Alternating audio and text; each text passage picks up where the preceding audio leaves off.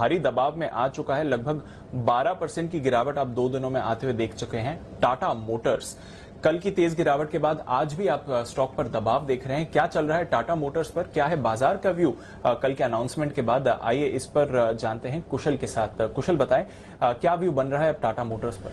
बिल्कुल, तो काफी सारे जो एनालिस्ट हैं और जो ब्रोकरेज हाउसेज हैं उन्होंने भी जो है कल का जिस तरह से कमेंट्री आती हुई दिखी है टाटा मोटर्स को लेकर, खासकर अगर आप देखें तो जो Q1 में ये एक्सपेक्टेशंस लगा रहे हैं एबिट नेगेटिव एबिट मार्जिन का और $1 बिलियन माफ कीजिए $1 बिलियन पाउंड का जो कैश आउटफ्लो की एक्सपेक्टेशंस हैं उसको ध्यान में रखकर काफी सारे ब्रोकरेजेस जो हैं उन्होंने जो अपनी टारगेट्स हैं वो काफी लोअर साइड पर भी देते हुए नजर आए हैं। पर हमें इंटरेस्टिंगली यहाँ पर और एक चीज नोट करनी है कि इस बीच में भी ये जो अपडेट आता हुआ दिखा है कि चिप शॉर्टेज की वजह से इनकी जो होलसेल वॉल्यूम है जो उनका प्लान था उसके मुकाबले 50% तक कम हो सकती है।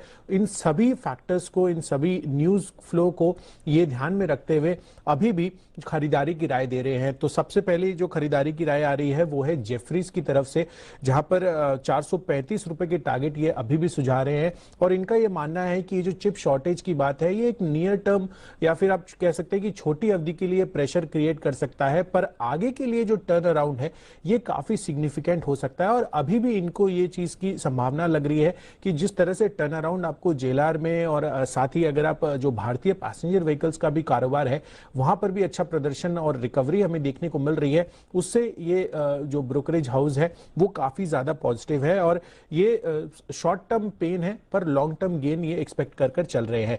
दूसरी तरफ अगर आप मोतीलाल ओसवाल को भी देखें तो यहां पर भी इन्होंने खरीदारी की राय दी है और 400 रुपए के लक्ष्य ये भी सुझा रहे हैं।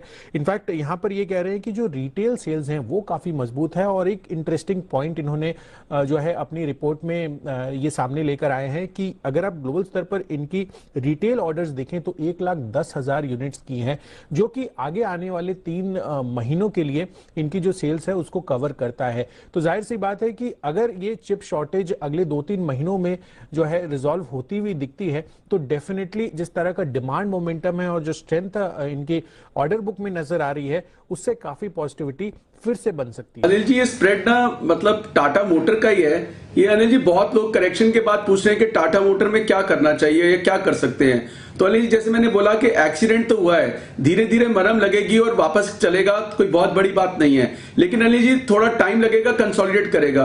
तो अनिल जी, अगर किसी ने टाटा मोटर तब नहीं लिया तो एक कॉल लेनी है जिसका भाव चल रहा है 188519, 310 की एक और 340 की 2 बेचनी है जिसका भाव चल रहा है ₹6.25, 6.5 पौने 7। तो अनिल जी ये स्प्रेड फिर ₹5 में बनता है।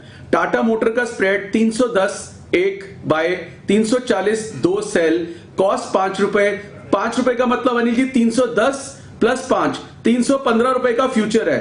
315 से लेकर अनिल जी 370 रुपए तक अगले 15-20 दिन में जो ये महीना है एक्सपायरी का, टाटा मोटर अगर वापस जाता है, I mean if Tata motor gets its mojo back, तो अनिल जी इसमें फिर बहुत बड़ा प्रॉफिट आ जाएगा। तो मुझे लगता है कि अनिल जी जो लोग मिस कर चुके हैं टाटा मोटर को, उनके लिए एक नई अपॉर्चुनिटी है नीचे के भाव पे। But plain vanilla Tata motor की अनिल जी इस भाव पे भी नहीं दूंगा। देखिए अनिल जी बढ़ जाएगा, लोगों ने, किसी ने ये भी कहा था 345-44 पे अगर मैं फ्यूचर लेता तो मुझे 10 रुपए मिलते, और अगर स्प्रेड बनाया था तो 3-4 रुपए आ रहे हैं अभी। तो स्प्रेड का जब मैच्योरिटी आती है टाइम लगता है, लेकिन अनिल जी इसी एक्सपायरी में प्रूव हो गया कि कितना बड़ा हादसा हुआ। और टाटा मोटर में जिसने एक लॉट भी लिया होगा, जो आप भी बोले थे 40 रुपए चले गए, तो ये बहुत जरूरी है अनिल जी, ये फ्रेश स्प्रेड है टाटा मोटर का।